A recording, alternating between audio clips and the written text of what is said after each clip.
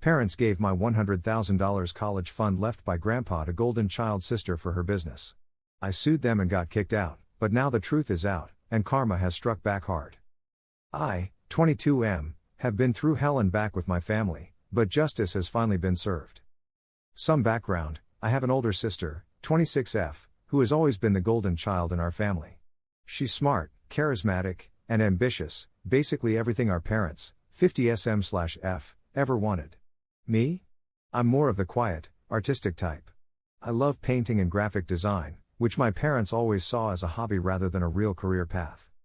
Growing up, the difference in how we were treated was subtle but constant.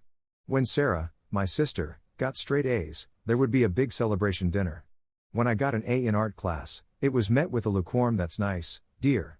Sarah's soccer trophies were displayed prominently in the living room, while my art contest certificates were tucked away in a drawer.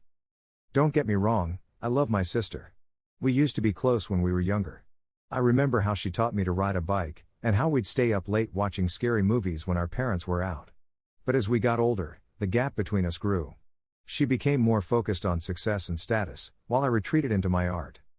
My grandpa was different, though. He was an artist himself and always encouraged my passion. I remember sitting in his studio as a kid, watching in awe as he brought landscapes to life on canvas. He'd let me experiment with his paints and brushes, never scolding me for the mess I'd inevitably make. Art isn't just about creating beauty, he'd tell me, his eyes twinkling. It's about expressing your soul. Never let anyone tell you that's not valuable. When he passed away 5 years ago, it hit me hard. He was my biggest supporter, the one person who truly understood me. At the reading of his will, I was surprised to learn he had left specific instructions that $100,000 was to be set aside for my college education. He knew how much I wanted to attend art school, and he wanted to make sure I had the means to follow my dreams. I remember my parents' reactions clearly. My mom's lips tightened into a thin line, while my dad's face turned an interesting shade of red. Sarah, who was there too, gave me a quick hug, but I could see the jealousy in her eyes. "Well," my dad said, clearing his throat. "That's generous of your grandfather. We'll make sure it's put to good use when the time comes." At the time, I was too grief-stricken to really process what was happening. I just nodded, clutching one of Grandpa's old paintbrushes that he'd left me. For the next few years, everything seemed fine on the surface. Whenever I brought up art school, my parents would change the subject or make vague comments about keeping my options open. I focused on improving my skills, taking extra art classes after school and spending every free moment sketching or painting. Sarah, meanwhile, graduated college with a business degree and immediately started talking about entrepreneurship and startups. Our parents were thrilled, constantly bragging to their friends about their daughter, the future CEO. Fast forward to last year when I was accepted into my dream art school. I still remember the day the acceptance letter came. My hands were shaking so bad I could barely open the envelope. When I read those magic words, "We are pleased to inform you," I let out a scream of joy that probably scared the neighbors. I ran to find my parents, letter clutched to my chest. They were in the living room, heads bent over some papers with Sarah. "Mom, Dad. I got in. I got accepted to the Art Institute." Their reactions were not what I expected. My mom plastered on a tight smile while my dad suddenly became very interested in his shoes. "That's nice, honey," my mom said. "But maybe we should talk about more practical options? There's a great business program at the state college." "What? No, this is my dream school. The one Grandpa's money was for, remember?" I looked between them, confusion turning to dread in the pit of my stomach. "The college fund?" The silence that followed was deafening. Sarah was the one who finally broke it. "Oh my God," she said, looking between our parents. "You didn't tell him?" "Tell me what?" I demanded. That's when they finally admitted the truth. They had given the entire $100,000 to Sarah for her new business venture. Apparently, she had come to them with a can't-miss opportunity in the tech industry, and they decided to invest my college fund into her startup. I felt like I'd been punched in the gut. You gave away my college fund? Without even asking me?" "Now, son," my dad said in that patronizing tone he uses when he thinks he's being rational, "we made an investment decision for the good of the family. Sarah's business is going to be huge. It'll benefit all of us in the long run. But that money was for my education." I protested. "Grandpa left it specifically for me to go to art school." "Art school?" my mom scoffed. "Honey, be realistic. You can't make a living as an artist. Sarah's business, on the other hand, is going to revolutionize the tech industry, Sarah chimed in, her eyes gleaming with excitement. Our app is going to change the way people interact with social media. We're projecting millions in revenue within the first year. I couldn't believe what I was hearing. My own family had conspired behind my back to steal my future. The room started to spin, and I had to sit down before my legs gave out. So that's it? I asked, my voice barely above a whisper. My college fund is just gone? Don't be so dramatic, my dad said. You can still go to college. Just take out loans like normal people. Or better yet, go to community college for a couple of years. Get a real degree. A real degree? I repeated, anger starting to replace the shock. You mean like Sarah's business degree that qualified her to waste my money on some app? Hey! Sarah protested. Don't be jealous just because I'm actually doing something with my life while you're still doodling in notebooks. That's when I snapped. Years of pent-up frustration and resentment came pouring out. I yelled, they yelled back, and soon we were having the blowout fight to end all blowout fights. I can't believe you'd do this to me, I shouted. That money was mine. Grandpa wanted me to follow my dreams. Wake up. My dad roared back. The real world doesn't care about dreams. It cares about success, about making something of yourself. Oh, like you've made so much of yourself? I shot back. Stuck in middle management for 20 years, bitter and taking it out on your kids? In retrospect, I probably went too far with that one. My dad's face turned purple, and for a second, I thought he might actually hit me. Instead, he pointed at the door. Get out, he said, his voice deadly quiet. If you're so grown up, if you know so much better than us, then get out of my house. I stood there, shocked into silence. My mom was crying, Sarah was looking everywhere but at me, and my dad. My dad just looked disgusted. Fine, I said finally. I'm done with all of you. I stormed up to my room and started throwing clothes into a duffel bag. As I was packing, Sarah appeared in the doorway. Look, she said, fidgeting with her sleeve. I'm sorry it came out like this. But you have to understand, this business opportunity is huge. Once we're successful, I'll pay you back for the college fund, with interest. I just stared at her. Do you really believe that? Or are you just telling yourself that to feel better about stealing from your little brother? She flinched like I'd slapped her. It's not stealing. It's redistributing family resources for maximum benefit. Wow, I said, zipping up my bag. You really have drunk the Kool-Aid, haven't you? Good luck with your app, sis. I hope it was worth it. I brushed past her and headed for the front door. My parents were still in the living room. My mom made a move like she wanted to stop me, but my dad held her back. If you walk out that door, he said, don't even think about coming back until you've grown up and apologized. I looked him dead in the eye as I opened the door. I'm not the one who needs to apologize. And with that, I left. The next few months were rough, to say the least.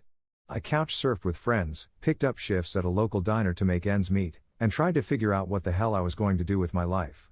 My dream of art school seemed further away than ever. It was during a particularly low moment, while I was sketching customers on napkins during my break at the diner, that I ran into my high school art teacher, Mrs. Larson. Alex? She said, peering at me. I almost didn't recognize you in that uniform. How are you? Shouldn't you be off at art school by now?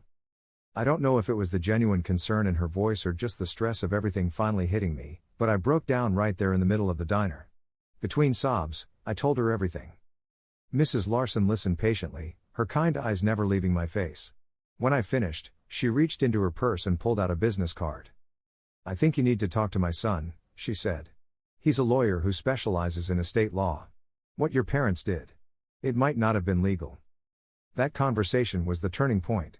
Mrs. Larson's son, Eric, agreed to meet with me pro bono to discuss my case. As soon as I showed him Grandpa's will and explained the situation, his eyes lit up. This is clear-cut misappropriation of funds, he said. Your grandfather's wishes were explicitly stated. Your parents had no right to use that money for anything other than your education. So, what does that mean? I asked, hardly daring to hope. It means, Eric said with a grim smile, that we're going to sue your parents for every penny of that college fund. The decision to go through with the lawsuit wasn't easy. Despite everything, they were still my family. But I kept thinking about Grandpa, about how hard he'd worked to give me this opportunity. I couldn't let his final gift go to waste. When my parents were served with the lawsuit, all hell broke loose. My mom called me crying, begging me to drop the case. My dad left thunderous voicemails, calling me every name in the book.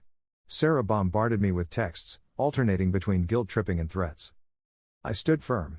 I'd started this fight, and I was going to see it through. The months leading up to the trial were a nightmare. My entire extended family took sides. Most sided with my parents, buying into the story that I was just a bratty kid suing over sour grapes. A few, mostly the artsy cousins, supported me quietly but were afraid to speak up against the family patriarchs. I lost friends too. People I'd known since childhood suddenly viewed me as the kid suing his own parents. The whispers and stares whenever I went into town became unbearable. I started picking up extra shifts at the diner just to save up enough money to move somewhere no one knew me. But through it all, I had my art. In the sleepless nights leading up to the trial, I poured my pain and anger onto canvas. I painted dark, swirling vortexes representing my confusion, jagged red lines for my anger, small points of light for my remaining hope. It wasn't pretty, but it was raw and real. Finally, after what felt like an eternity, the court date arrived. I was a nervous wreck, but Eric assured me we had a strong case. As I walked into the courthouse, I saw my family for the first time in months. My mom looked like she'd aged years, my dad couldn't even look me in the eye, and Sarah just looked scared. As the trial progressed, some shocking truths came to light. 1. My parents had actually used $50,000 of the money for a luxury vacation to Europe, claiming they deserved it for raising us. Photos of them sipping champagne on a yacht in the Mediterranean were entered into evidence. 2. Sarah's can't-miss opportunity was actually a pyramid scheme she had fallen for. The app she was developing was essentially a clone of existing social media platforms with a cryptocurrency twist. Expert witnesses tore her business plan to shreds on the stand. 3. Most shockingly, they had forged documents to make it look like my grandpa had changed his mind about the college fund before he died.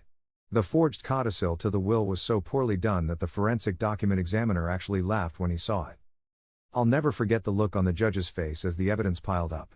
His expression moved from stern, to incredulous, to outright furious. In all my years on the bench, he said at one point, glaring at my parents, I have rarely seen such a blatant disregard for a deceased person's wishes, not to mention the welfare of one's own child. My parents' lawyer tried to argue that they had acted in what they believed to be the best interests of the family, but it was clear he was fighting a losing battle.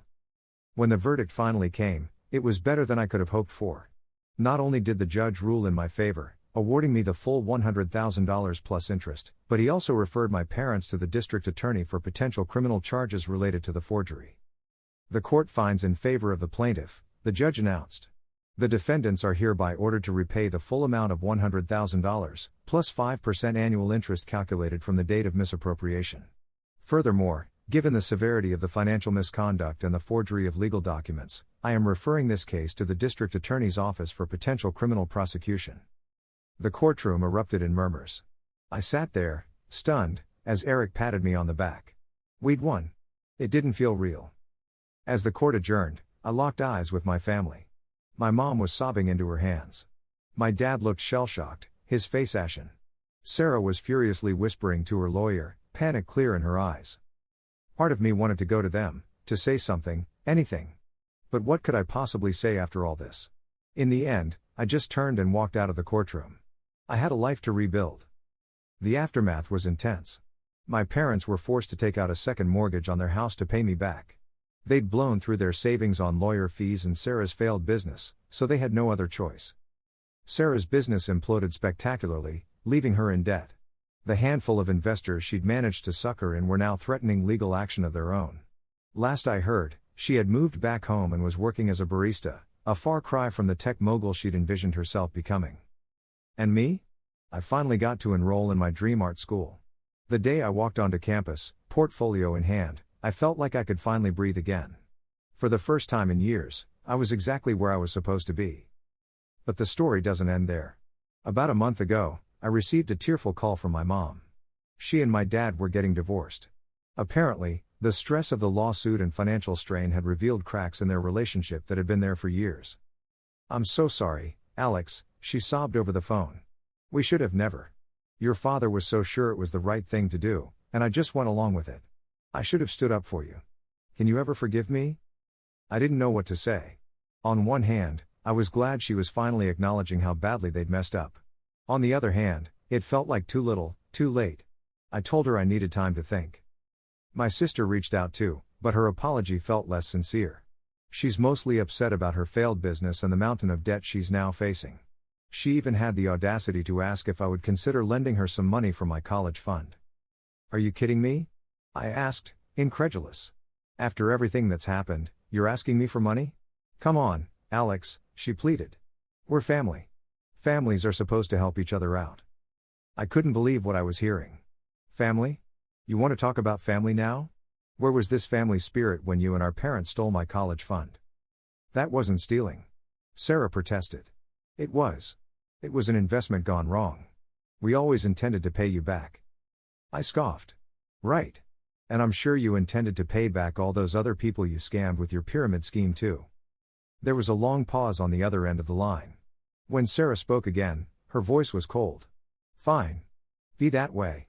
I guess money matters more to you than family. The irony of her statement was so ridiculous that I actually laughed. Goodbye, Sarah, I said, and hung up. As for my dad, I haven't heard a word from him. Last I heard, he's facing an investigation at work for some shady financial practices. Karma really does come for everyone, I guess. So here I am, finally attending my dream school and excelling in my classes. The transition wasn't easy. I'd been out of school for a while, and the intensity of the program took some getting used to. But every day, I wake up excited to learn, to create, to push my boundaries as an artist. My first semester was a whirlwind of new experiences. Figure drawing classes where I learned to capture the human form in all its complexity. Color theory workshops that opened my eyes to the subtle interplay of hues. Digital design courses that taught me to translate my artistic vision into the digital realm. But it wasn't just the classes that were transformative. For the first time in my life, I was surrounded by people who understood me, who spoke my language. Late-night discussions about art movements, impromptu sketching sessions in the campus courtyard, collaborative projects that pushed us all to grow. I was finally home. One project, in particular, stands out. Our assignment was to create a piece that represented our personal journey. I spent weeks agonizing over it, trying to find a way to encapsulate everything I'd been through. In the end, I created a large-scale mixed-media piece. The background was a swirling chaos of dark colors, representing the turmoil of the past year. Emerging from this darkness were hands, my grandfather's weathered hands, holding paintbrushes, reaching towards a brightly colored future. Interspersed throughout were fragments of legal documents, bits of the forged will, torn-up checks, all the detritus of the legal battle that had brought me here. When I presented it to the class, the room fell silent. Then my professor spoke. Alex, she said, her voice soft but firm, this is remarkable. The raw emotion, the technical skill, the symbolism. You've created something truly powerful here. The validation brought tears to my eyes. All those years of being told my art was just a hobby, of being pushed to be more practical, and here I was, creating something that moved people. That piece went on to win a spot in the school's annual exhibition. Standing there on opening night, watching people engage with my art, discussing its meaning, feeling its impact, it was like a dream come true. But even as I was soaring in my new life, the echoes of the past weren't far behind. One day, as I was leaving the exhibition, I saw a familiar figure standing in front of my piece. It was my mom. She turned as I approached, her eyes red-rimmed but clear. It's beautiful, Alex, she said softly. You've always been so talented. I'm sorry I didn't see it sooner. I stood there, a whirlwind of emotions churning inside me. Anger at the years of dismissal and betrayal.